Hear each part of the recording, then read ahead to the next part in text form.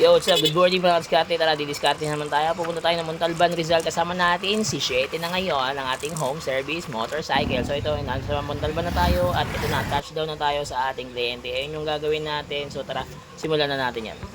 So yan, touchdown tayo. Ito yung client natin, Honda BRV. Gagawin natin siyang Android head unit. Papalitan natin to.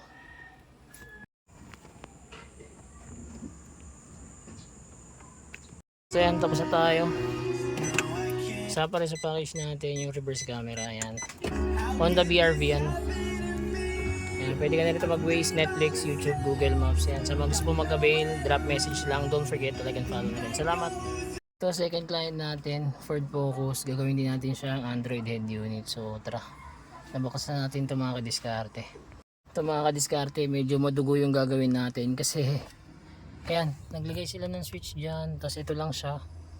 Tapos isang speaker lang yung nakakabit, pero lahat ng speaker niya working. Pinagja-jumper na nila lahat yan. So ayusin na lang natin to mga kadiskarte para masatisfied yung customer natin. Okay, kasi ito may sariling switch na yung ano niya, head unit niya.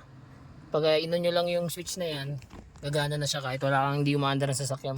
So balik natin sa tamang wiring yan. So yan, tapos na tayo mag-install.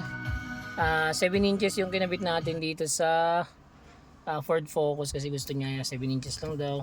Tapos ito, isama pa rin sa package natin yung reverse camera. Ayan. Ito, pwede ka na rito mag Waze, Netflix, YouTube, Google Maps. Meron na rin tong Apple CarPlay and Android Auto. Sa mga gusto po mag-avail niyan, drop message lang. Don't forget to like and follow na rin. Salamat.